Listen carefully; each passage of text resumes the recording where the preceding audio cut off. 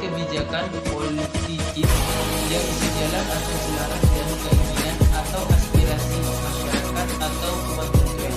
Sedangkan penggunaan pekerjaan governance terhadap teknologi IT governance maksudnya adalah penerapan kebijakan TI di dalam organisasi agar pemakaian TI berikut pengadaan dan pelayanan diarahkan sesuai dengan tujuan organisasi tersebut.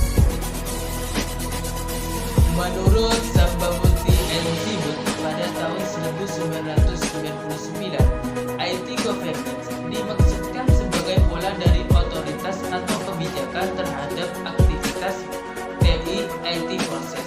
Pola ini diantaranya adalah membangun kebijakan dan pengelolaan IT infrastruktur, penggunaan TI oleh end user secara efisien, efektif, dan aman, serta proses IT project management yang efektif. Standar COVID dari lembaga ISACA di Amerika Serikat mendefinisikan IT governance as a structure of relationship and process to direct and control the enterprise in order to achieve the enterprise goal by follow while balancing risk versus return over IT and its process. Sedangkan menurut Olsik pada tahun 2003 mendefinisikan IT governance sebagai kumpulan kebijakan, proses atau aktivitas dan prosedur untuk mendukung pengoperasian TI agar hasilnya sejalan dengan strategi bisnis, strategi organisasi. Ruang lingkup IT governance di perusahaan skala besar biasanya mencakup hal-hal yang berkaitan dengan change management, problem management, relation management, availability management, dan bahkan service level management.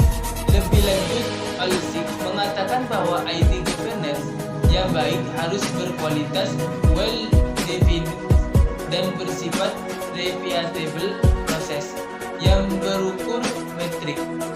IT governance yang dikembangkan dalam suatu organisasi modern berfungsi pula mendefinisikan outline kebijakan-kebijakan TI, penerapan prosedur penting IT proses, dokumentasi aktivitas TI, termasuk membangun IT plan yang efektif berdasarkan perubahan lingkungan perusahaan dan pengembangan TI. Dengan adanya IT governance, tata kelola TI yang baik yang berjalan di dalam suatu organisasi perusahaan tersebut, maka puluhan IT proses, IT activities yang dijalankan dapat berjalan secara sistematis, terkendali, dan efektif, bahkan menciptakan efisiensi dengan sendirinya, mengurangi biaya operasional dan meningkatkan daya saing. Output dan outcome dari IT governance yang baik tersebut hanya dapat dicapai jika tata kelola tersebut dikembangkan dengan menggunakan IT framework berstandar internasional. Misalnya dengan mengimplementasikan COVID IT Il Management, TOSO, ISO IT Security, dan sebagainya. Banyak standar yang bisa berperan memperkuat instrumen IT framework COVID yang dapat digunakan untuk membangun IT governance dalam suatu organisasi. Tentu saja masing-masing sub-sub proses pendukung IT governance tersebut memiliki kelebihan dan kekurangan. Perusahaan tinggal memilih sesuai dengan proses bisnis yang akan dijalankan. Tingkat IT kultur yang ada dan tujuan bisnis yang akan dicapai melalui pemanfaatan IT proses di dalam IT governance tersebut. Oke, sudah paham kan perbedaan antara IT management dan IT governance? Dua istilah yang berbeda namun berkaitan erat. Di era Ketika TI dalam suatu organisasi perusahaan tidak lagi hanya bersifat teknik dan internal, akan tetapi bersifat lebih keluar penggunaan jaringan internal, e-commerce, banking dan sebagainya.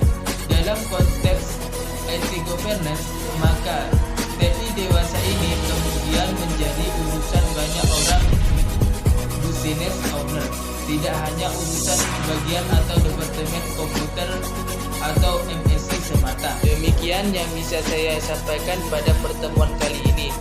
Mohon maaf apabila ada kesalahan dalam tutur kata maupun perbuatan dalam pembuatan video ini. Sekian dari saya, terima kasih. Wassalamualaikum warahmatullahi wabarakatuh.